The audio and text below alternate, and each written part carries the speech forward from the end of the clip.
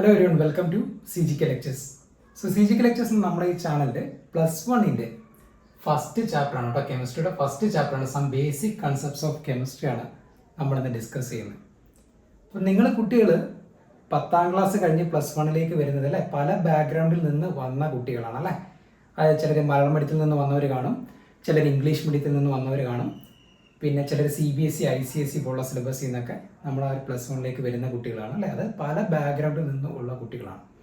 പക്ഷെ നിങ്ങൾ മനസ്സിലാക്കേണ്ട ഒരു കാര്യം, നിങ്ങളൊരു സബ്ജക്റ്റ് നിങ്ങളത് വളരെ ഇൻട്രസ്റ്റോടെ പഠിക്കുകയാണെങ്കിൽ, നിങ്ങളത് ഏത് ബാക്ക്ഗ്രൗണ്ട് ആയിക്കോട്ടെ, നിങ്ങൾ ഏതൊരു ബാക്ക്ഗ്രൗണ്ട് ആയിക്കോട്ടെ, ആ ഒരു സബ്ജക്റ്റ് നിങ്ങൾ ഇൻട്രസ്റ്റോടെ പഠിക്കുകയാണെങ്കിൽ നിങ്ങൾക്ക് നല്ല സ്കോർ മേടിക്കാൻ പറ്റും കേട്ടോ. +1 +2 നല്ല സ്കോർ മേടിക്കാൻ പറ്റും. അതിൻ്റെ അത് ബാക്ക്ഗ്രൗണ്ട് എന്ന് പറയുന്നൊരു സംഭവം എന്തല്ല, ഒരു ഫാക്ടറേ അല്ല. അപ്പോൾ ആ ഒരു സബ്ജക്റ്റിന് നിങ്ങൾ എന്ത് ചെയ്യുക, ഇഷ്ടപ്പെടുക എന്നുള്ളതാണ്. അതിൻ്റെ അകത്ത് അതിൻ്റെ കൺസെപ്റ്റ് മനസ്സിലാക്കി പഠിച്ച് മുന്നോട്ട് പോവുക എന്നുള്ളതാണ് എന്ത് ചെയ്യുന്നത്, നമുക്കൊരു നല്ല സ്കോറിലേക്ക് നമ്മളെ എത്തിക്കുക എന്ന് പറയുന്നത്. അപ്പോൾ നമുക്ക് പഠിക്കാനുള്ള ഈ ഒരു ചാപ്റ്ററിൽ നമുക്ക് some basic concepts of chemistry ആണ്. അപ്പോൾ ഞാൻ നേരത്തെ പറഞ്ഞു കെമിസ്ട്രി എന്താണ്, വളരെ ഇൻട്രസ്റ്റിംഗ് ആണ് എന്ന് ഞാൻ പറഞ്ഞു അല്ലേ. നിങ്ങൾക്കറിയാം, നിങ്ങൾ ഈ ഒരു വീഡിയോ കണ്ടുകൊണ്ടിരിക്കുമ്പോൾ ആക്ച്വലി നിങ്ങളുടെ കണ്ണ് എന്ത് ചെയ്യുന്നുണ്ട്, ഒരു കെമിക്കൽ കോമ്പൗണ്ട് പ്രൊഡ്യൂസ് ചെയ്യുന്നുണ്ട്. നമ്മളതിനെ റെറ്റിനാൾ എന്ന് വിളിക്കും. ആ ഒരു കോമ്പൗണ്ടിനെ നമ്മൾ റെറ്റിനാൾ എന്നാണ് വിളിക്കുന്നത്. ഈ ഒരു കോമ്പൗണ്ടാണ് സൂര്യപ്രകാശത്തെ നെർവ് ഇമ്പൾസുകളാക്കി മാറ്റിയിട്ട് അത് കാരണമാണ് നിങ്ങൾക്ക് എന്ത് ചെയ്യുന്നത്, ആ ഒരു വിഷൻ സാധ്യമാകുന്നത്, നിങ്ങൾക്ക് എന്നെ കാണാൻ കഴിയുക എന്ന് പറയുന്നത്. അതുപോലെ നിങ്ങളിപ്പോൾ ഈ ഒരു വീഡിയോ കാണുമ്പോൾ നിങ്ങൾ ചിലപ്പോൾ എന്ത് ചെയ്യണം, അത് ഫോൺ നിങ്ങളുടെ കയ്യിൽ പിടിച്ചായിരിക്കും കാണുന്നത് അല്ലേ, ചിലർ ലാപ്ടോപ്പ് ഉപയോഗിച്ചിട്ടായിരിക്കും കാണുന്നത്. ഇപ്പോഴെല്ലാം തന്നെ നിങ്ങളുടെ മസിൽ ഒരു എനർജി, ഒരു വർക്ക് ചെയ്യുകയാണല്ലേ. അത് നിങ്ങളുടെ മസിൽ നിങ്ങളുടെ ബോഡിയിലുള്ള ആ ഷുഗേഴ്സിൽ വർക്ക് ചെയ്തിട്ടാണ് എന്ത് ചെയ്യുന്നത്, ആ ഒരു എനർജി പ്രൊഡ്യൂസ് ചെയ്യുന്നത്. അപ്പോൾ ഇതെല്ലാം എന്താണ്, കെമിസ്ട്രിയാണ്. നമ്മൾ ചുറ്റുപാടും കാണുന്ന എല്ലാ കാര്യങ്ങളും നമ്മൾ എന്ത് ചെയ്താലും അതെന്താണ്, അത് കെമിസ്ട്രിയാണ്. ഇനി ഞാനിപ്പോൾ ഇട്ടിരിക്കുന്ന ഈ ഒരു തുണി അല്ലേ, നിങ്ങൾ ഇട്ടിരിക്കുന്ന നിങ്ങളുടെ ഡ്രസ്സ്, ഇതിൻ്റെയൊക്കെ കളർ അല്ലേ, അത് ആ ഒരു കെമിക്കൽ കോമ്പൗണ്ടിൻ്റെ ഡിഫറൻസ് ആണല്ലേ. ആ ഒരു കെമിക്കൽ ഡൈയിൽ ഉണ്ടാവുന്ന ആ ഒരു പാറ്റേണിൻ്റെ വ്യത്യാസമാണ് എന്ത് ചെയ്യുന്നത്, ആ ഒരു കളറിൻ്റെ വ്യത്യാസം ഉണ്ടാക്കുന്നത് അല്ലേ. ഇനി നമുക്കറിയാം, നിങ്ങൾക്കൊക്കെ പെർഫ്യൂംസ് ഇഷ്ടമുള്ളവരാണ് അല്ലേ. പ്രത്യേകിച്ച് പെൺകുട്ടികളൊക്കെ പല ബ്രാൻഡ് പെർഫ്യൂംസൊക്കെ സ്റ്റോറിൽ നിന്ന് യൂസ് ചെയ്യുന്നവരാണ്. അപ്പോൾ ഈ ഒരു പെർഫ്യൂംസ് നിങ്ങൾ മേടിക്കുമ്പോൾ പല പെർഫ്യൂംസിനും പല ഫ്ലേവേഴ്സ് നിങ്ങൾക്ക് കാണാൻ പറ്റും അല്ലേ. പല രീതിയിലുള്ള സ്മെൽസാണ്, പല അരോമയാണ് അല്ലേ.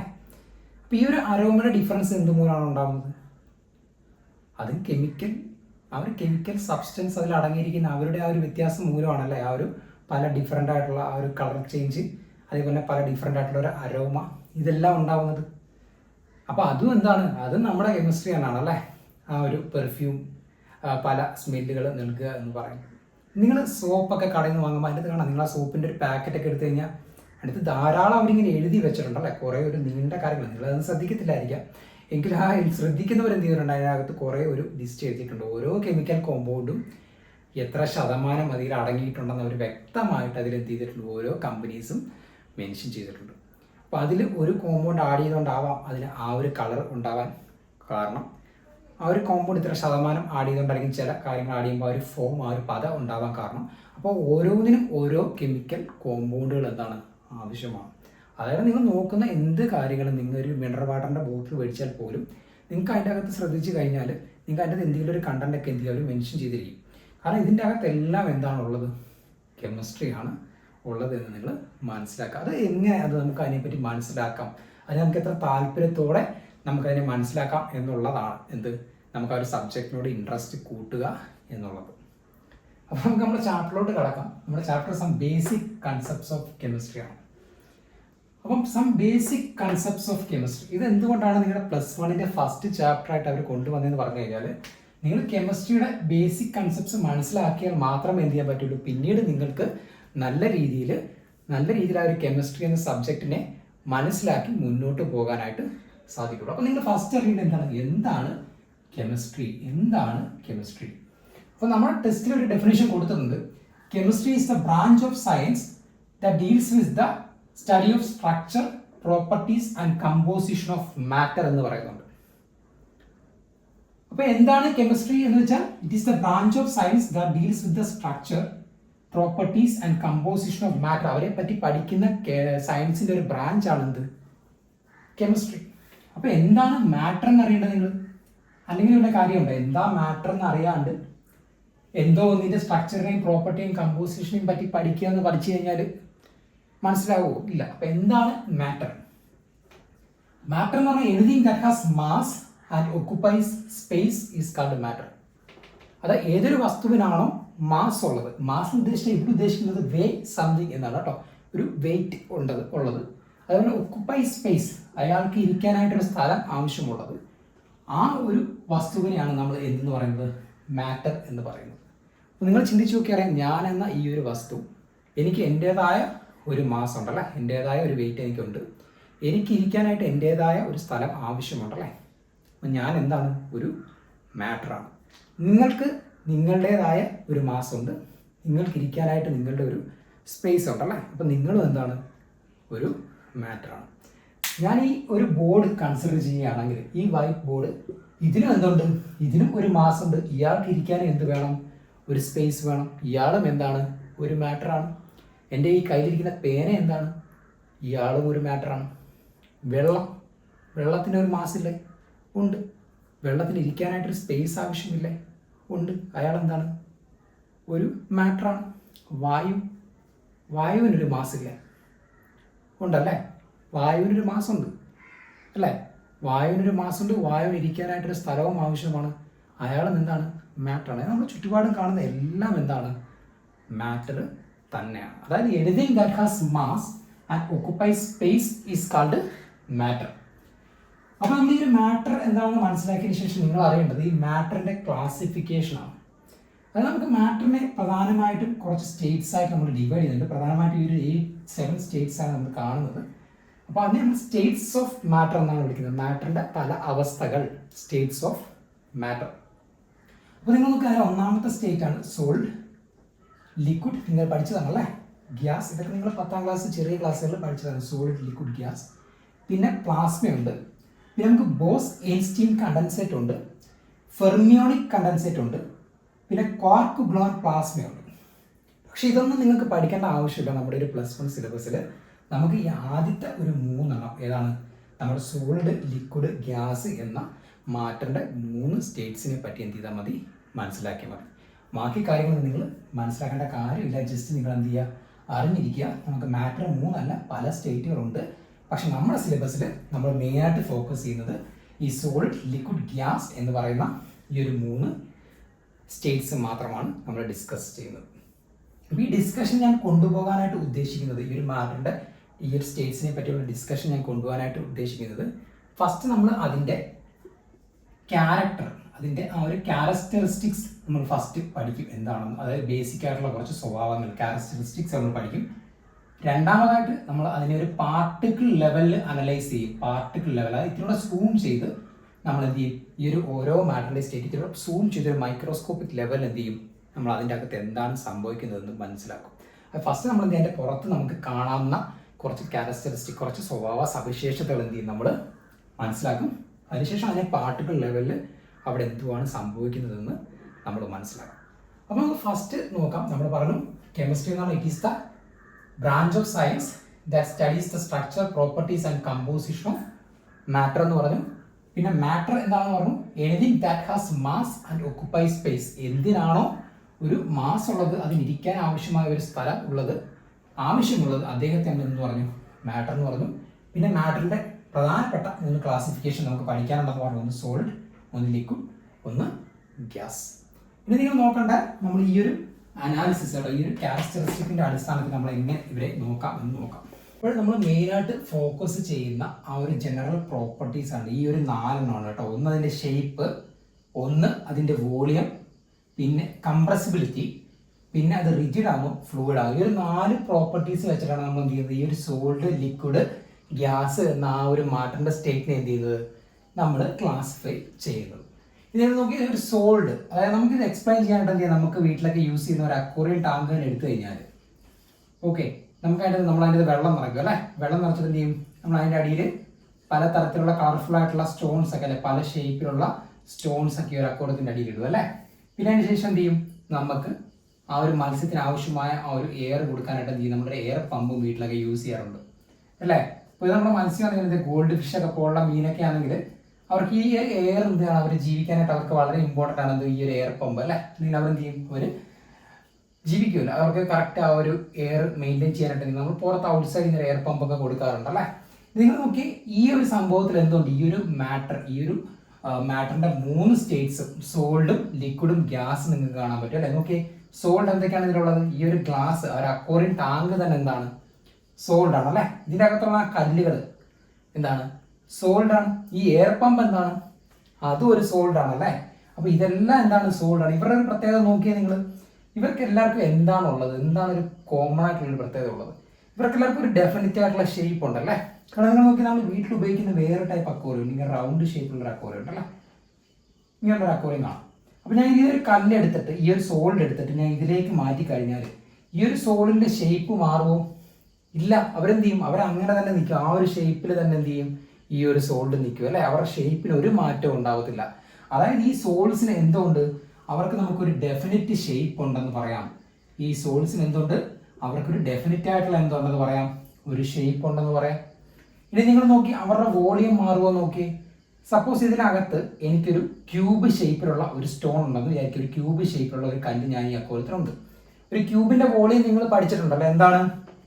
എ ക്യൂബ് ആണല്ലേ. ഒരു ക്യൂബിന്റെ വോളിയം എ ക്യൂബ് ആണ്. അങ്ങനെ നിങ്ങൾ ആ ഒരു ക്യൂബിനെ എടുത്ത് ഞാൻ ഈ ഒരു ഫ്ലാസ്കിനകത്തേക്ക് ട്രാൻസ്ഫർ ചെയ്യുകയാണെങ്കിൽ, മാറ്റുകയാണെങ്കിൽ ഈ ഒരു ക്യൂബിന്റെ വോളിയം മാറുമോ? ഇല്ല. അതിന്റെ വോളിയം എന്ത് തന്നെ ആയിരിക്കും? എ ക്യൂബ് തന്നെ ആയിരിക്കും. അതായത് അതിനെ, ഒരു സോൾഡിനെ നമ്മൾ എന്ത് ചെയ്യുന്നു? അതിന്റെ ആ ഒരു കണ്ടെയ്നർ മാറ്റി എന്ന് പറയുന്നതുകൊണ്ട് അതിന് എന്ത് സംഭവിക്കുന്നില്ല? ഷേപ്പിന് യാതൊരു വ്യത്യാസവും സംഭവിക്കുന്നില്ല. അവരുടെ വോളിയം എന്ത് ചെയ്യുന്നില്ല?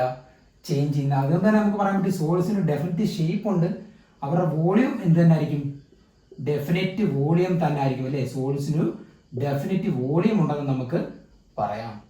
നിങ്ങൾ കംപ്രസിബിലിറ്റി നോക്കിയേ.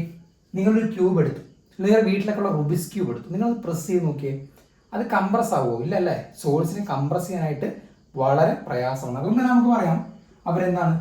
ഇൻകംപ്രസിബിൾ ആണെന്ന് പറയാം നമുക്ക്. അപ്പൊ നിങ്ങൾക്കൊരു സംശയം ചോദിക്കാം, സാറേ അപ്പൊ സ്പോഞ്ച് ഒക്കെ സോൾഡ് അല്ലേ, സ്പോഞ്ചിനെ എനിക്ക് കംപ്രസ് ചെയ്തുകൂടെ എന്ന് ചോദിക്കാം.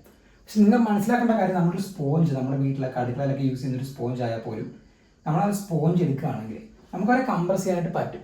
പക്ഷെ ആക്ച്വലി എന്താണ്? ഈ സ്പോഞ്ചിനകത്ത് ധാരാളം ഹോൾസ് ഉണ്ട്, സുഷിരങ്ങളുണ്ട് അല്ലേ. അപ്പൊ ഇതിൻ്റെ അകത്ത് ആ എയറിനെയാണ് നിങ്ങൾ ആക്ച്വലി എന്ത് ചെയ്യുന്നത്? കംപ്രസ് ചെയ്യുന്നത്. ആ സോൾഡിനെ അല്ല നിങ്ങൾ എന്ത് ചെയ്യുന്നത്?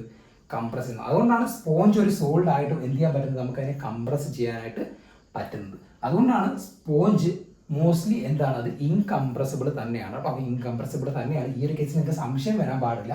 എന്നാൽ അതിൻ്റെ അകത്ത് എയറിനെയാണ് നിങ്ങൾ എന്ത് ചെയ്യുന്നത്? ആക്ച്വലി കംപ്രസ് ചെയ്യുന്നത്. ഇത് നിങ്ങൾ നോക്കി റിജിഡ് ഓർ ഫ്ലൂയിഡ്. എന്താണ് റിജിഡ് എന്ന് പറഞ്ഞു കഴിഞ്ഞാൽ? അവർ ഫ്ലോ ചെയ്തില്ല. അവരെന്ത് ചെയ്യുക? റിജിഡായിട്ട് തന്നെ, ഒരു കട്ടിയുള്ള റിജിഡ് മെറ്റീരിയൽ ആയിട്ട് തന്നെ നിൽക്കും. ഫ്ലോ ചെയ്യുന്ന മെറ്റീരിയലാണ് നമ്മൾ എന്ത് പറയുന്നത്? ഫ്ലൂയിഡ്സ് എന്ന് വിളിക്കുന്നത്. ഫ്ലൂയിഡ് കേട്ടോ, ഫ്ലൂയിഡ്. അപ്പോൾ ഒരു സോളിനെ സംബന്ധിച്ചുള്ള ഇവർ റിജിഡ് ആയിട്ടുള്ള ഒരു മെറ്റീരിയൽ അല്ലേ, അവർ ഫ്ലോ ചെയ്യാത്തൊരു മെറ്റീരിയൽ അല്ലേ. അതുകൊണ്ട് നമുക്ക് എന്ത് ചെയ്യാം? ഇവർക്ക് റിജിഡ് എന്ന് കൊടുക്കാം. അപ്പം നമുക്ക് അവരുടെ 4 പ്രോപ്പർട്ടീസ് കിട്ടും. എന്താണ് സോൾഡിൻ്റെ? അവർക്കൊരു ഡെഫിനറ്റ് ഷേപ്പ് ഉണ്ട്, അവർക്കൊരു ഡെഫിനറ്റ് വോളിയം ഉണ്ട്. ഒരു കണ്ടെയ്നർ മാറി എന്ന് പറഞ്ഞിട്ട് അവരുടെ വോളിയം എന്ത് ചെയ്യില്ല? ചേഞ്ച് ചെയ്യൂല. അവരെന്താണ്? ആൾമോസ്റ്റ് ഇൻകംപ്രസിബിൾ ആണെന്ന് പറയാം അല്ലേ. ആൾമോസ്റ്റ് എന്ന് പറയാൻ കാരണം ഈ ഒരു സ്പോഞ്ച് എടുത്ത് ഞാൻ എൻ്റെ ആ ഹോൾസ് ഉണ്ടാകുന്നത് എന്ത് ചെയ്യുക? അവരെ കംപ്രസ് ചെയ്യാൻ പറ്റും. പക്ഷെ എന്നാലും ഒരു ട്രൂ സോൾഡ് എന്താവില്ല, അവർ കംപ്രസിബിൾ അല്ല. പിന്നെന്താണ്? അവർ റിജിഡ് ആയിട്ടുള്ള ഒരു മെറ്റീരിയലാണ് അല്ലേ. നിങ്ങൾ ലിക്വിഡിലേക്ക് വന്നേ. ഇവിടെ എന്തുകൊണ്ട്? നമുക്ക് ലിക്വിഡ് ഉണ്ടല്ലേ, നമ്മൾ വെള്ളം ഒഴിച്ചിട്ടുണ്ട്. നമ്മൾ ഇവിടെ എന്ത് ചെയ്തിട്ടുണ്ട്? വെള്ളം ഒഴിച്ചിട്ടുണ്ട്. നിങ്ങൾ നോക്കി ഈ ഒരു അക്വേറിയം ടാങ്കിൽ അതിൻ്റെ ഷേപ്പ് എന്തായിരിക്കും? ഈ ഒരു റെക്ടാങ്കിൾ ഷേപ്പ് ആയിരിക്കും അല്ലേ. ഈ ഒരു റെക്ടാങ്കിൾ ഷേപ്പിലുള്ള അക്വേറിയത്തിന് ആ ഒരു വെള്ളത്തിൻ്റെ ഷേപ്പ് എന്തായിരിക്കും? ആ ഒരു ഷേപ്പ് ആയിരിക്കും. പക്ഷെ ഞാനത് ഒരു റൗണ്ട് ഷേപ്പിലുള്ള ഒരു അക്വേറിയത്തിലേക്ക് മാറ്റിക്കഴിഞ്ഞാൽ അയാളുടെ ഷേപ്പ് മാറില്ലേ, അതിനനുസരിച്ചുള്ള ഒരു ഷേപ്പായിട്ട് മാറും അല്ലേ. അപ്പോൾ തന്നെ നമുക്ക് മനസ്സിലാവും ലിക്വിഡ്സിന് എന്തില്ല? അവർക്ക് ഒരു ഡെഫിനിറ്റ് ആയിട്ടുള്ള ഒരു ഷേപ്പ് ഇല്ല. ലിക്വിഡ്സിന് നോ ഡെഫിനിറ്റ് ഷേപ്പാണ് അല്ലേ. ഇനി നിങ്ങൾ നോക്കി അവരുടെ വോളിയം നോക്കി. ഞാനൊരു 5 ലിറ്റർ കൊള്ളുന്ന ഒരു അക്വേറിയം ടാങ്കാണ് കടയിൽ നിന്ന് മേടിച്ചത്.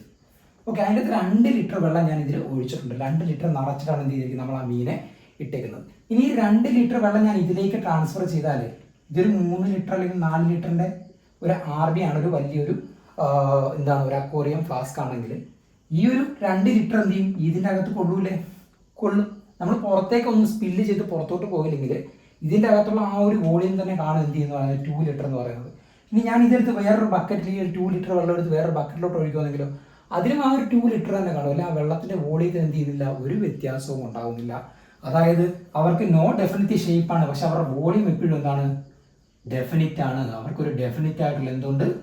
ഒരു വോളിയം ഉണ്ട്. ഇനി നിങ്ങൾ അടുത്ത അറിയേണ്ട ഒരു കാര്യം എന്ന് പറയുന്നത് അവരുടെ കംപ്രസിബിലിറ്റിയാണ്.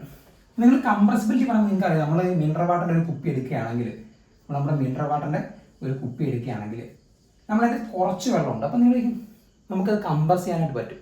കാരണം ആക്ച്വലി നിങ്ങൾ ഇതിൻ്റെ അകത്തുള്ള ആ ഒരു എയറിനെയാണ് എന്ത് ചെയ്തത്, കംപ്രസ്. ആ കുറച്ച് വെള്ളമുണ്ട്, റിമൈനിങ് ഭാഗത്ത് എന്തുകൊണ്ട്, എയർ ഉണ്ട്. ആ എയറിനെയാണ് നിങ്ങൾ എന്ത് ചെയ്തത്, കംപ്രസ് ചെയ്യുന്നത്. പക്ഷെ നമ്മൾ നിറച്ച് ഒരു വെള്ളം, ഒരു മിനറൽ വാട്ടറിൻ്റെ കുപ്പി നമ്മൾ കടയിൽ നിന്ന് നിറച്ച് ഒരു ബോട്ടിൽ മേടിച്ച് കഴിഞ്ഞാൽ നമുക്കത് കംപ്രസ് ചെയ്യാനായിട്ട് വളരെ പാടാണ് അല്ലേ. വളരെ നമ്മൾ ബലം കൊടുത്താൽ മാത്രമേ ചെയ്യാൻ പറ്റുള്ളൂ, അതിനെ കംപ്രസ് ചെയ്യാൻ പറ്റുള്ളൂ. അതുകൊണ്ട് തന്നെ എന്താണ്, ലിക്വിഡ്സ് ആൾമോസ്റ്റ് എന്താണ്, അവരും ഇൻകംപ്രസിബിൾ തന്നെയാണ്.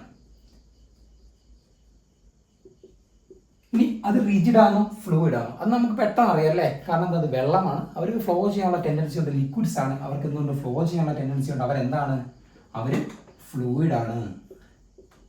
അപ്പൊ ലിക്വിഡ്സിന് 4 പ്രോപ്പർട്ടി കിട്ടിയില്ലേ. അവർക്ക് നോ ഡെഫിനിറ്റീവ് ഷേപ്പാണ്, പക്ഷെ അവർക്ക് എന്തുണ്ട്, ഡെഫിനിറ്റീവ് വോളിയം ഉണ്ട്. അവർ ആൾമോസ്റ്റ് ഇൻകംപ്രസിബിൾ ആണ്, പക്ഷെ അവരെന്താണ്, ഫ്ലൂയിഡ് ആണ്. ഇനി നിങ്ങൾ നോക്കി ഗ്യാസിന്റെ കേസ് വന്നാൽ, നമ്മൾ ഇതിലെ കൂടെ എയർ പമ്പിൽ കൂടെ പോകുന്ന ഗ്യാസ് ഉണ്ടല്ലേ, ഗ്യാസ് ബബിൾസ് നിങ്ങൾക്ക് കാണാനായിട്ട് കഴിയും. അപ്പൊ നിങ്ങൾ ഗ്യാസ് നോക്കി അവരുടെ ഷേപ്പ് നോക്കി, അവർക്കൊരു ഡെഫിനറ്റ് ആയിട്ടൊരു ഷേപ്പ് ഉണ്ടോ. ഞാൻ ഒരു ഇങ്ങനെയുള്ളൊരു ഫ്ലാസ്കിൽ ഒരു ഗ്യാസ് നിറച്ച് വെച്ചു. ഓക്കെ, ഞാൻ എന്നിട്ട് ലിഡ് കൊണ്ട് അടച്ചിട്ടുണ്ട്. ഇനി ഞാൻ എന്ത് ചെയ്തു, വേറൊരു ഫ്ലാസ്ക് എടുത്തു, അതിൻ്റെ അകത്ത് ഇതേ ഗ്യാസ് ട്രാൻസ്ഫർ ചെയ്തിട്ട് അടച്ചു വെച്ചിട്ടുണ്ട്. അപ്പോൾ ഈ ഒരു ഫ്ലാസ്കിൻ്റെ ഷേപ്പ് ആയിരിക്കും ആർക്കുള്ളത്, ആ ഒരു ഗ്യാസിനുള്ളത്. പിന്നീട് ഈ ഒരു ഫ്ലാസ്കിൻ്റെ ഷേപ്പ് ആയിരിക്കും ആർക്കുള്ളത്, ആ ഗ്യാസിനുള്ളത്. കാരണം നമുക്ക് എന്ത് ചെയ്യാം, ആ ഗ്യാസ് അതിനനുസരിച്ച് എന്ത് ചെയ്യാം, അതിൻ്റെ അകത്തേക്ക് കറക്റ്റ് പ്രോപ്പറായിട്ട് ഫിറ്റ് ചെയ്തു. അതായത് ഇവർക്ക് എന്താണ്, ഒരു ഡെഫിനറ്റ് ആയിട്ട് ഷേപ്പിൽ നമ്മൾ ഏത് കണ്ടെയ്നറിലാണോ ആ ഗ്യാസ് ഫില്ല് ചെയ്യുന്നത് അതിൻ്റെ ഷേപ്പ് ആയിരിക്കും. നമ്മുടെ സിലിണ്ടറാണ് ഫില്ല് ചെയ്യുന്നതെങ്കിൽ ആ സിലിണ്ടറിൻ്റെ ഷേപ്പ് ആയിരിക്കും ആർക്കുള്ളത്, ആ ഗ്യാസിന് ഉള്ളത്. അതുകൊണ്ട് ഗ്യാസിന് എന്താണ്, നോ ഡെഫിനിറ്റ് ഷേപ്പാണ്, നോ ഡെഫിനിറ്റ് ഷേപ്പാണ്. ഇനി വെള്ളത്തിൻ്റെ കൂട്ടാണ് ഇവരുടെ വോളിയം അല്ല. കാരണം ഇവരെപ്പോഴും കംപ്ലീറ്റ് ആയിട്ട് സ്പ്രെഡ് ആയിട്ട് നിൽക്കുക അല്ലേ. നമ്മുടെ ബക്കറ്റ് എടുത്ത് കഴിഞ്ഞിട്ട് ബക്കറ്റിൽ നമ്മൾ ഫില്ല് ചെയ്ത് ക്ലോസ് ചെയ്ത് ആ ബക്കറ്റ് കംപ്ലീറ്റ് ആയിട്ട് ആര് വരും, ആ ഗ്യാസ് വരും. അല്ലാണ്ട് ആരൊരു താഴ്ഭാഗത്ത് മാത്രമായിട്ട് നിൽക്കില്ല, അത് കംപ്ലീറ്റ് ആയിട്ട് ആരോ എൻ്റെയർ ആ ഒരു ബക്കറ്റ് കവർ ചെയ്തിട്ടേ ആര് വരത്തുള്ളൂ, ആ ഗ്യാസ് വരത്തുള്ളൂ. അത്രയും ഗ്യാസിനെ ഞാൻ വേറൊരു പാത്രത്തിലേക്ക് മാറ്റുകയാണെങ്കിൽ ആ പാത്രം മൊത്തത്തിൽ കവർ ചെയ്തിട്ട് അതിൻ്റെ കംപ്ലീറ്റ് വോളിയം കവർ ചെയ്തിട്ടായിരിക്കും ആര് നിൽക്കുന്നത്, ആ ഗ്യാസ് മോളിക്യൂള് നിൽക്കുന്നത്. അതുകൊണ്ട് നമുക്ക് പറയാം അവർക്ക് നോ ഡെഫിനിറ്റ് വോളിയം എന്ന് പറയാം. ഗ്യാസിന് എന്തില്ല, നോ ഡെഫിനിറ്റ് ഷേപ്പാണ്, നോ ഡെഫിനിറ്റ് വോളിയമാണ്. ഇനി കംപ്രസിബിലിറ്റി നോക്കിയാൽ നമുക്ക് ഗ്യാസിനെ എത്ര വേണമെങ്കിലും കംപ്രസ് ചെയ്യാം അല്ലേ. നമുക്ക് എത്ര വേണമെങ്കിലും ഗ്യാസിനെ കംപ്രസ് ചെയ്യാൻ പറ്റും അല്ലേ. നല്ല പ്രഷർ അപ്ലൈ ചെയ്താൽ മതി. കംപ്രസ്ഡ് നാച്ചുറൽ ഗ്യാസ് എന്നൊക്കെ നിങ്ങൾ കേട്ടിട്ടുണ്ട്. അതുകൊണ്ട് തന്നെ ഗ്യാസ് എന്താണ്, കംപ്രസിബിൾ ആണ്. ഇനി അവർ ഫ്ലൂയിഡ് ആണോ അതോ റിജിഡ് ആണോ, അവർ ഫ്ലൂയിഡ് ആണ് അല്ലെ. കാരണം അവർ നിറച്ച ബലൂൺ നമുക്ക് കംപ്രസ് ചെയ്യാൻ പറ്റും അല്ലെ. ഒരു ബലൂണിൽ നിറച്ച് കാര്യം വെച്ച് നമുക്ക് അവരെ കംപ്രസ് ചെയ്യാൻ പറ്റും, അവർ കംപ്രസിബിൾ ആണ്. ഇനി നിറച്ച ബലൂണെ ഞാൻ തുറന്നു വിട്ട് കഴിഞ്ഞാൽ ഈസി ആയിട്ട് എന്ത് ചെയ്യും, അവർ ഫ്ലോ ചെയ്യുമല്ലേ പുറത്തേക്ക്. അതുകൊണ്ട് തന്നെ അവരെന്താണ്, അവർ ഫ്ലൂയിഡ് ആണെന്ന് നമുക്ക് പറയാം. അവരെന്താണ്, ഫ്ലൂയിഡ് ആണ്. അപ്പോൾ ഇതാണ് എന്ത് ചെയ്യുന്നത്, ഇവർ 4 പ്രോപ്പർട്ടീസ് ഈ ഒരു സോൾഡ് ലിക്വിഡ് ഗ്യാസിൻ്റെ ഈസിയാണ് എന്താണ്, ആ ഒരു 4 പ്രോപ്പർട്ടീസിൽ അവർക്കുള്ള ആ ഒരു ഡിഫറൻസ് ആണ്. അതിൽ ലിക്വിഡ്സിന് നോ ഡെഫിനിറ്റ് ഷേപ്പും ഡെഫിനിറ്റ് വോളിയമാണുള്ളത്. ഗ്യാസിന് നോ ഡെഫിനിറ്റ് ഷേപ്പും നോ ഡെഫിനിറ്റ് വോളിയമാണ്. അവർ കംപ്രസിബിൾ ആണ്, അവരെന്താണ്, ഫ്ലൂയിഡ് ആണെന്ന് നിങ്ങൾ മനസ്സിലാക്കണം. അപ്പോൾ ഇത് 4 എണ്ണമാണ് ഇത് മെയിനായിട്ടുള്ള ഇവരുടെ 4 ജനറൽ പ്രോപ്പർട്ടീസിന്റെ അടിസ്ഥാനത്തിലുള്ള ആ ഒരു ഡിഫറൻസ് എന്ന് പറയുന്നത്. ഇനി നമ്മൾ അതിന്റെ പാർട്ടിക്കിൾ ലെവൽ, ഇതൊരു മൈക്രോസ്കോപ്പിക് ലെവലിൽ നിങ്ങൾ ഈ ഒരു ക്ലാസിഫിക്കേഷൻ, ഈ ഒരു സോൾഡ് ലിക്വിഡ് ഗ്യാസ് എടുത്തു കഴിഞ്ഞാൽ നിങ്ങൾക്ക് മനസ്സിലാകുന്ന ഒരു കാര്യമുണ്ട്. ഇപ്പോൾ നിങ്ങൾ സോൾഡ് എടുത്തെന്ന് വെച്ച് ഓക്കെ, നിങ്ങൾ പാർട്ടിക്കിൾ ലെവലാണ് ജനറൽ ആയിട്ടുള്ള ഇതല്ല, നമ്മൾ മൈക്രോസ്കോപ്പിക് ലെവൽ ഒരു പാർട്ടിക്കിൾ ലെവലിൽ ഇവരെ നമ്മൾ കൺസിഡർ ചെയ്യുകയാണെങ്കിൽ ഒരു സോൾഡ് എടുത്തു കഴിഞ്ഞാൽ നിങ്ങൾക്ക് അതിൻ്റെ അകത്തെ പാർട്ടിക്കിൾ, ഒരു സോളിന്റെ കോൺസ്റ്റുവന്റ് പാർട്ടിക്കിൾ നമ്മൾ പറയാം. അതിൻ്റെ അകത്തെ ഓരോ പാർട്ടിക്കിൾ നമ്മൾ അതിന്റെ കോൺസ്റ്റുവന്റ് പാർട്ടിക്കിൾ എന്ന് പറയും. അപ്പോൾ ആ ഒരു പാർട്ടിക്കിൾ തമ്മിലുള്ള ഇന്ററാക്ഷൻ വളരെ അടുത്തായിരിക്കും. അവർ വളരെ ക്ലോസ്ലി പാക്ഡ് ആണെന്ന് നമുക്ക് പറയാം, വളരെ ക്ലോസ്ലി പാക്ഡ് ആണ്. അവർ തമ്മിലുള്ള ഇന്ററാക്ഷൻ വളരെ സ്ട്രോങ് ആണ്. അതായത് സോളിനെ സംബന്ധിച്ചിടത്തോളം അവർ തമ്മിലുള്ള പാർട്ടിക്കിളിന്റെ ആ ഒരു ഇന്ററാക്ഷൻ അവർ ക്ലോസ്ലി പാക്ഡ് ആണെന്ന് നമുക്ക് പറയാം. അടുത്തടുത്താണ് അവർ കാണുന്നത്, ക്ലോസ്ലി പാക്ഡ് ആണ്, വളരെ ക്ലോസ് ആയിട്ട് പാക്ക് ചെയ്ത് വെച്ചിരിക്കുകയാണ്. പിന്നെ രണ്ടാമത്തെ ഒരു കാര്യം എന്ന് പറയുന്നത് നമ്മൾ പറയേണ്ടത് ഫോഴ്സ് ഓഫ് അട്രാക്ഷൻ ആണ്. എന്താണ് ഫോഴ്സ് ഓഫ് അട്രാക്ഷൻ? ആ 2 പാർട്ടിക്കിളുകൾ തമ്മിലുള്ള അട്രാക്ഷൻ അത് എത്രമാത്രം ഉണ്ടെന്ന്. ഒരു സോളിനെ സംബന്ധിച്ചോളം അവർ അടുത്തല്ലേ, ആ 2 പാർട്ടിക്കിൾ അടുത്തല്ലേ, അതുകൊണ്ട് തന്നെ അവരുടെ ഫോഴ്സ് ഓഫ് അട്രാക്ഷൻ എന്തായിരിക്കും, വെരി ഹൈ ആയിരിക്കും, വെരി ഹൈ ആയിരിക്കും. ആര്, അവർ തമ്മിലുള്ള ആ പാർട്ടിക്കിൾ തമ്മിലുള്ള ഫോഴ്സ് ഓഫ് അട്രാക്ഷൻ എന്ന് പറയുന്നത്. പക്ഷേ നിങ്ങൾ നോക്കേണ്ട ലിക്വിഡിനെ എടുത്തു കഴിഞ്ഞാൽ ആ ലിക്വിഡിൽ ഈ ഒരു പാർട്ടിക്കിൾ ഇത്തിരിയും കൂടെ അകലത്തിലായിരിക്കും കേട്ടോ നിൽക്കുന്നത്, ഇത്തിരിയും കൂടെ ഒരു അകലത്തിലായിരിക്കും നിൽക്കുന്നത്. ആ ഒരു സോൾഡിനേക്കാളും ഇത്തിരി കൂടെ അകലത്തിലായിരിക്കും നിങ്ങൾക്ക് ആ ഒരു പാർട്ടിക്കിൾ കാണാൻ പറ്റുന്നത് കേട്ടോ ലിക്വിഡിൽ. അതായത് അത് ക്ലോസ്ലി പാക്ഡ് തന്നെയാണ്, പക്ഷേ ആർ അത്രയും ക്ലോസ്ലി പാക്ഡ് അല്ല, സോൾസിൻ്റെ അത്രയും ക്ലോസ്ലി പാക്ഡ് അല്ല. അതുകൊണ്ട് തന്നെ അവരുടെ ഫോഴ്സ് ഓഫ് അട്രാക്ഷൻ ഹൈ ആണ്. പക്ഷേ സോൾഡിനെ വെച്ച് കമ്പയർ ചെയ്യുമ്പോൾ എന്താണ് ഇതിലൂടെ വീക്കാണ്. ഫോഴ്സ് ഓഫ് അട്രാക്ഷൻ എന്താണ് വീക്കാണ്. ഇനി മൂന്നാമത്തെ എന്താണ് ഗ്യാസ് ആണ്. ഗ്യാസ് നിങ്ങൾ നോക്കണം, അതിൻ്റെ ആ പാർട്ടിക്കിൾ എന്ന് പറഞ്ഞാൽ വളരെ ഡിസ്റ്റൻസിലാണ് കേട്ടോ അവർ നിൽക്കുന്നത്. ഒട്ടും ക്ലോസ്ലി പാക്ഡ് അല്ല, വളരെ ലൂസായിട്ടാണ് എന്ന് പറഞ്ഞാൽ ആ മോളിക്യൂളുകൾ, ആ ഒരു പാർട്ടിക്കിളുകൾ അതിൻ്റെ അകത്ത് നിൽക്കുന്നത് കേട്ടോ. അതായത് അവരെന്താണ് വളരെ ലൂസ്ലി പാക്ഡ് എന്ന് പറയാൻ നമുക്ക് പറയാം. Loosely packed particles R loosely packed. ഇനി അവരുടെ ഫോഴ്സ് ഓഫ് അട്രാക്ഷൻ അപ്പോൾ എന്തായിരിക്കും വളരെ ദൂരമല്ലേ. അപ്പോൾ ഈ ഒരു പാർട്ടിക്കിൾ തമ്മിലുള്ള ആ ഒരു ഫോഴ്സ് ഓഫ് അട്രാക്ഷൻ എന്തായിരിക്കും വളരെ വീക്ക് ആയിരിക്കും, വെരി വീക്ക് ആയിരിക്കും. അപ്പോൾ അതാണ് ഇതിൽ ക്ലോസ്ലി പാക്ഡ് ആണ് പാർട്ടിക്കിൾസ്. ഇതിൽ കോൺസ്റ്റന്റ് പാർട്ടിക്കിൾസ് ഇത്തിരി കൂടെ ലൂസായിട്ടാണ് പാക്ക് ചെയ്തിരിക്കുന്നത്. ഇതിൽ വെരി ലൂസ്ലി പാക്ഡ് ആണ്. ഇനി ഇവരുടെ ഫോഴ്സ് ഓഫ് അട്രാക്ഷൻ ആ രണ്ട് പാർട്ടിക്കിൾ തമ്മിലുള്ള ഫോഴ്സ് ഓഫ് അട്രാക്ഷൻ എന്താണ് വളരെ ഹൈ ആണ്. ഇവരിൽ അത്ര ഇല്ല, കുറച്ചുകൂടെ വീക്കാണ്. ഇവരിൽ എന്താണ് വെരി വീക്കാണ്. ഇനി നിങ്ങൾ അറിയേണ്ട ഒരു കാര്യം എന്ന് പറയുന്നത് ഈ സോൾസ്, ഈ പാർട്ടിക്കിളുകളിലെ ഇവരുടെ മൈക്രോസ്കോപ്പിക് ലെവലിൽ നോക്കിക്കഴിഞ്ഞാൽ അവരിയ്ക്കുന്ന ആ ഒരു പൊസിഷൻ, അതായത് അതിന് നമ്മൾ മീൻ പൊസിഷൻ എന്ന് പറയുന്നതാണ്. ആ ഒരു മീൻ പൊസിഷൻ, അവരിയ്ക്കുന്ന ആ ഒരു മീൻ പൊസിഷനിൽ അവരെന്ത് ചെയ്യുന്നുണ്ട്, അവർ മൂവ് ചെയ്യുന്നുണ്ട്. അതായത് അവർ നിൽക്കുന്ന ആ പൊസിഷനിൽ ഇരുന്ന് എന്ത് ചെയ്യും, അവർ മൂവ് ചെയ്യും. പക്ഷെ അവരൊരിക്കലും ഫ്ലോ ചെയ്യത്തില്ല, അവരെന്ത് ആ നിൽക്കുന്ന പൊസിഷനിൽ ഇരുന്ന് മൂവ് ചെയ്യുക. അത് മൈക്രോസ്കോപ്പിക് ലെവലിൽ നമ്മൾ കാണാൻ പറ്റും കേട്ടോ. പക്ഷെ നിങ്ങൾ ലിക്വിഡ്സ് എടുത്തു കഴിഞ്ഞാൽ ലിക്വിഡ്സിൽ അവരുടെ വൈബ്രേഷൻ ഇത്തിലൂടെ, അവർ മൂവ്മെന്റ് ഇത്തിലൂടെ കൂടുതലായിരിക്കും, അവർക്ക് ചെറുതായിട്ട് എന്ത് ചെയ്യാൻ ഫ്ലോ ചെയ്യാനുള്ള കഴിവ് കാണും. കാരണം എന്താ, ആ പാർട്ടിക്കിൾ തമ്മിലുള്ള ഇൻട്രാക്ഷൻ എന്താണ് ഇത്തിരി കൂടെ വീക്കാണ്. അതുകൊണ്ട് അത് ഇത്രയും കൂടെ നമ്മുടെ സോൾഡ് ഇങ്ങനെയാണ് മൂവ് ചെയ്യുന്നത്, ഇരിക്കുന്ന പൊസിഷനിൽ നിന്ന് ഇങ്ങനെയാണ് മൂവ് ചെയ്യുന്നതെങ്കിൽ ലിക്വിഡ്സ് എന്ത് ചെയ്യും, ഇത്തിരി കൂടെ സ്പീഡിൽ എന്ത് ചെയ്യും, മൂവ് ചെയ്യാനുള്ള കഴിവുണ്ട്. കാരണം അവരുടെ തമ്മിലുള്ള ആ രണ്ട് പാർട്ടിക്കിൾ തമ്മിലുള്ള അട്രാക്ഷൻ എന്താണ് വീക്കാണ്. ഇനി നിങ്ങൾ ഗ്യാസ് എടുത്ത് നോക്കിക്കഴിഞ്ഞാൽ ആ പാർട്ടിക്കിൾ തമ്മിൽ ഭയങ്കര വീക്കല്ലേ, ആ ഒരു ഡിസ്റ്റൻസ് വളരെ കൂടുതലല്ലേ. അതുകൊണ്ട് തന്നെ എന്ത് സംഭവിക്കും, അവർ സ്ട്രോങ് ആയിട്ട് എന്ത് ചെയ്യും, മൂവ് ചെയ്യാൻ പറ്റും. അവർ പെട്ടെന്ന് എന്ത് ചെയ്യും, നല്ല രീതിയിൽ ഫ്ലോ ചെയ്യും. അപ്പോൾ ഈ ഒരു മൂന്നെണ്ണമാണ് അതിൻ്റെ പാർട്ടിക്കിൾ ലെവലിലുള്ള ഡിഫറൻസ്. ഇവരെന്ത് ചെയ്യും, മീൻ പൊസിഷനിൽ നിന്ന് ചെറുതായിട്ടൊന്ന് മൂവ് ചെയ്യും. ഇവരെന്ത് ചെയ്യും, അതിന് നല്ലപോലെ അവർക്ക് മൂവ് ചെയ്യാം. ഒരു മൂവ്മെന്റ് ഒരു ഫ്ലോ പോലെ തന്നെ നമുക്ക് ഫീൽ ചെയ്യും. കാരണം എന്താ, നല്ല രീതിയിൽ മൂവ് ചെയ്യും. ഇവരെന്താണ് അതിലും നല്ല രീതിയിൽ എന്ത് ചെയ്യും, വളരെ വേഗത്തിൽ മൂവ് ചെയ്യാനായിട്ട് ആർക്ക് കഴിയും, ഈ ഗ്യാസിന്റെ പാർട്ടിക്കിൾക്ക്, ആ ഒരു കോൺസ്റ്റിറ്റ്യൂട്ട് പാർട്ടിക്കിൾസിന് കഴിയും. ഇനി നിങ്ങൾ അറിയേണ്ട ഒരു കാര്യങ്ങളുണ്ട്, ഇവരെ അങ്ങോട്ടും ഇങ്ങോട്ടും നമുക്ക് എങ്ങനെ ഇന്റർ കൺവേർട്ട് ചെയ്യാം എന്നുള്ളതാണ്. ആരെയൊക്കെ, ഒരു സോൾഡിനെ, ലിക്വിഡിനെ, ഗ്യാസിനെ നമുക്ക് എങ്ങനെ അങ്ങോട്ടും ഇങ്ങോട്ടും ചേഞ്ച് ചെയ്യാം എന്നുള്ള കാര്യം നമ്മൾ ദിവസവും കാണുന്ന ചില കാര്യങ്ങൾ തന്നെയാണ് കേട്ടോ. നിങ്ങൾ നോക്കുക, നമുക്ക് സോൾഡ് ഉണ്ട്, നമുക്ക് ലിക്വിഡ് ഉണ്ട്, നമുക്ക് ഗ്യാസ് ഉണ്ട്. അപ്പോൾ നിങ്ങൾ നോക്കുക, നിങ്ങൾ വീട്ടിലെ അടുക്കളയിൽ നമ്മൾ ഫ്രിഡ്ജിൽ നിന്ന് എന്ത് ചെയ്തു, ഒരു ഐസ് ക്യൂബ് എടുത്തു. ഐസ് ക്യൂബ് അതിനെ നമ്മളൊന്ന് ചൂടാക്കി കഴിഞ്ഞാൽ, നമ്മളതിന് ഹീറ്റാക്കി കഴിഞ്ഞാൽ അവർ എന്തായിട്ട് കൺവേർട്ട് ചെയ്യും, അവർ വെള്ളമായിട്ട് മാറുമല്ലേ, അവർ ലിക്വിഡായിട്ട് കൺവേർട്ട് ചെയ്യും. അത് നമ്മൾ ഹീറ്റ് അപ്പ് ചെയ്ത് നമുക്ക് സോളിനെ എന്താക്കി മാറ്റാം, ലിക്വിഡായിട്ട് മാറ്റാം. ഞാൻ ഒന്നുകൂടി ലിക്വിഡിനെ എടുത്ത് ഞാൻ ഒന്നുകൂടി ഹീറ്റ് ചെയ്ത് നമ്മൾ വീട്ടിലേക്ക് വെള്ളം തിളപ്പിക്കത്തില്ലേ, അതതിൻ്റെ ബോയിലിംഗ് പോയിന്റ് റീച്ച് ചെയ്ത് എന്ത് ചെയ്യും, അവർ വേപ്പറായിട്ട് എന്ത് ചെയ്യും, മാറും. അപ്പോൾ സോളിനെ ലിക്വിഡാക്കി മാറ്റാൻ ഞാൻ എന്ത് ചെയ്തു, ഹീറ്റ് ചെയ്യണം. ലിക്വിഡിനെ ഗ്യാസ് ആക്കി മാറ്റണമെങ്കിൽ ഞാൻ ചെയ്യാം, വീണ്ടും ഹീറ്റ് ചെയ്യണം. ഇനി തിരിച്ചു നോക്കിയാൽ ഗ്യാസിനെ ഞാൻ കൂൾ ചെയ്ത് എന്താക്കി മാറ്റാൻ പറ്റും, എനിക്ക് ലിക്വിഡാക്കി മാറ്റാൻ പറ്റും. തിരിച്ച് ഗ്യാസിനെ കൂൾ ചെയ്ത് എനിക്ക് എന്താക്കി മാറ്റാൻ പറ്റും, ലിക്വിഡാക്കി മാറ്റാൻ പറ്റും. കാരണം നമ്മുടെ ലാബിലൊക്കെ ചില കോമ്പൗണ്ടുകളൊക്കെ ഗ്യാസ് ആയിരിക്കും. ഉദാഹരണത്തിനുള്ള ചെറിയ ഒരു സ്കെൽട്ടൺ ഉണ്ട് കേട്ടോ, ഇതിനൊക്കെ നമ്മൾ ബൈസൈക്ലോ ബ്യൂട്ടേൻ എന്നൊക്കെ വിളിക്കും. എന്താണ് ബൈസൈക്ലോ ബ്യൂട്ടേൻ. ഇപ്പം ഇവരൊക്കെ നിങ്ങൾ നോക്കുക, ഇവർ ചെറിയ കാർബണുകളാണ്, 1, 2, 3, 4 കാർബണൊക്കെ ഉള്ള വളരെ ചെറിയ കോമ്പൗണ്ടുകളാണ് ഇവർ, സൈക്ലോ പ്രൊപ്പേൻ. അപ്പോൾ ഇവരൊക്കെ എന്താണ്, ഇവരൊക്കെ ചെറിയ കോമ്പൗണ്ടാണ്, ഇവരൊക്കെ പെട്ടെന്ന് വേപ്പറായിട്ട് പോകും. ഇവരൊക്കെ എന്തായിട്ടാണ് നിൽക്കുന്നത്, ഗ്യാസ് ആയിട്ടാണ് നിൽക്കുന്നത്. അപ്പോൾ ഇവരെയൊക്കെ നമ്മൾ എന്ത് ചെയ്യും, -196°C തണുപ്പിച്ചിട്ടാണ് എന്താക്കി മാറ്റുന്നത്, ലിക്വിഡായിട്ട് മാറ്റുന്നത്. എന്നിട്ടാണ് ഇവരെ നമ്മൾ എന്ത് ചെയ്യുന്നത്, ഒരു കെമിക്കൽ റിയാക്ഷനിൽ യൂസ് ചെയ്യുന്നത്. കാരണം ഗ്യാസ് എടുത്ത് നമുക്ക് ഡയറക്റ്റ് ആയിട്ട് എന്ത് ചെയ്യാൻ പറ്റത്തില്ല, കെമിക്കൽ റിയാക്ഷൻ യൂസ് ചെയ്യാനായിട്ട് പാടാണ്. അതുകൊണ്ട് നമ്മുടെ -196°C നമ്മൾ തണുപ്പിച്ചിട്ടാണ് എന്ത് ചെയ്യുന്നത്, അവരെ ലിക്വിഡാക്കി മാറ്റിയിട്ട് ലാബിൽ എന്ത് ചെയ്യുന്നത്, ആ ഫ്ലാസ്കിലിട്ട് റിയാക്ഷൻ നടത്തുന്നത്. അപ്പോൾ നമുക്ക് ഗ്യാസിനെ കൂൾ ചെയ്ത് എന്താക്കി മാറ്റാം, ലിക്വിഡാക്കി മാറ്റാം. അങ്ങനെ ലിക്വിഡിനെ കൂൾ ചെയ്ത് നമുക്ക് എന്താക്കി മാറ്റാം, സോൾഡാക്കി മാറ്റാം. കാരണം നിങ്ങൾക്കറിയാം, ചില തണുപ്പുള്ള രാജ്യങ്ങളൊക്കെ നമ്മൾ പോയി കഴിഞ്ഞാൽ നമുക്ക് ആ ഒരു നമ്മളൊരു പാരച്ചൂട്ടിൻ്റെ ഒക്കെ ഒരു ഓയിൽ എടുക്കുകയാണെങ്കിൽ, നമ്മുടെ ഒരു ബോട്ടിൽ ഓയിൽ എടുക്കുകയാണെങ്കിൽ ആ ഓയിൽ നമ്മൾ ചരിച്ചു കഴിഞ്ഞാൽ ആ കുപ്പിയിൽ നിന്ന് പുറത്തേക്ക് വരില്ല. കാരണം എന്താ, അത് തണുത്ത സ്ഥലമായതുകൊണ്ട് എന്താണ്, അവരത് സോൾഡായിട്ടാണ് നിൽക്കുന്നത് അല്ലേ, സോൾഡായിട്ടാണ് നിൽക്കുന്നത്. അപ്പോൾ സോൾഡായിട്ട് നിൽക്കുമ്പോൾ ഞാൻ എന്ത് ചെയ്യും, അതിനെ ഞാൻ ഹീറ്റ് ചെയ്യുമ്പോൾ അവരെന്തായിട്ട് മാറും, ലിക്വിഡായിട്ട് മാറും. നമുക്ക് ഈസി ആയിട്ട് എന്ത് ചെയ്യാൻ പറ്റും, ആ ഒരു എണ്ണ ഉപയോഗിക്കാനായിട്ട് പറ്റും. അപ്പോൾ തണുത്ത രാജ്യങ്ങളിലേക്ക് ഈ ഒരു പാരച്ചൂട്ടിൻ്റെ ബോട്ടിൽ എടുത്ത് കഴിഞ്ഞാൽ അവരൊരു സോൾഡ് സ്റ്റേറ്റിലായിരിക്കും ഇരിക്കുന്നത്. അപ്പോൾ നമ്മൾ എന്ത് ചെയ്യുക, അടുപ്പിൻ്റെ അടുത്ത് കൊണ്ടുവരും ചൂടാക്കി കൊടുക്കും. അപ്പോൾ എന്ത് ചെയ്യുക, അവർ ലിക്വിഡായിട്ട് കൺവേർട്ട് ചെയ്യും. അങ്ങനെ നമ്മൾ ഈ ഒരു ഹീറ്റ് അങ്ങനെ അല്ലെങ്കിൽ കൂള് ചെയ്യുമ്പോൾ ഇവരെ അങ്ങോട്ടും ഇങ്ങോട്ടും നമുക്ക് എന്ത് ചെയ്യാൻ പറ്റും, ഇന്റർ കൺവേർട്ട് ചെയ്യാനായിട്ട് പറ്റും. ഒരു സോളിഡിനെ ലിക്വിഡ് ആക്കണമെങ്കിൽ എന്ത് ചെയ്യുക, ഹീറ്റ് ചെയ്യുക. ലിക്വിഡിനെ ഹീറ്റ് ചെയ്ത് എന്താക്കി മാറ്റാം, ഗ്യാസ് ആക്കി മാറ്റാം. ഗ്യാസിനെ കൂൾ ചെയ്ത് എന്ത് ചെയ്യാക്കി മാറ്റാം, വീണ്ടും ലിക്വിഡ് ആക്കി മാറ്റാം. ലിക്വിഡിനെ വീണ്ടും കൂൾ ചെയ്ത് നമുക്ക് എന്ത് ചെയ്യാൻ പറ്റും, സോൾഡ് ആക്കി മാറ്റാം അല്ലേ. നമ്മൾ പുറത്തിരിക്കുന്ന വെള്ളമാണ് ഫ്രിഡ്ജിൽ കൊണ്ടുവന്ന് തണുപ്പിച്ച് എന്താക്കി മാറ്റുന്നത്, ഐസ് ക്യൂബ് ആക്കി മാറ്റുന്നത്. അപ്പോൾ ഇങ്ങനെയാണ് എന്ത് ചെയ്യുന്നത്, അവർ അങ്ങോട്ടും ഇങ്ങോട്ടും ഇന്റർ കൺവേർഷൻ നടത്തുന്നത്. വളരെ ഈസി ആയിട്ടുള്ള ഒരു കാര്യമാണ്. എന്താണ്, ജസ്റ്റ് ആ ഒരു മെറ്റീരിയൽ ഹീറ്റ് കൂൾ ചെയ്തിട്ട് എന്ത് ചെയ്യാം, നമുക്ക് അങ്ങോട്ടും ഇങ്ങോട്ടും അതിൻ്റെ 3 സ്റ്റേറ്റ്സ് ഓഫ് മാറ്റർ നമ്മൾ എന്ത് ചെയ്യാൻ പറ്റും, ഇന്റർ കൺവേർട്ട് ചെയ്യാനായിട്ട് പറ്റും. അപ്പോൾ ഇത്രയാണ് നമ്മൾ ഇന്നത്തെ ക്ലാസ്സിൽ മെയിനായിട്ട് ഫോക്കസ് ചെയ്യുന്ന കാര്യങ്ങൾ എന്ന് പറയുന്നത്. ഫസ്റ്റ് നമ്മൾ പഠിച്ചെന്ന് പറഞ്ഞാൽ എന്താണ്, നമ്മൾ ഫസ്റ്റ് ആ ഒരു മാറ്റർ എന്താണെന്ന് പഠിച്ചു അല്ലേ. ഫസ്റ്റ് കെമിസ്ട്രി എന്താണെന്ന് പഠിച്ചു. പിന്നെ നമ്മൾ പഠിച്ചത് എന്താണ്, മാറ്റർ എന്താണെന്ന് പഠിച്ചു. അതായത് anything that has mass and occupy space is called A matter എന്ന് പഠിച്ചു.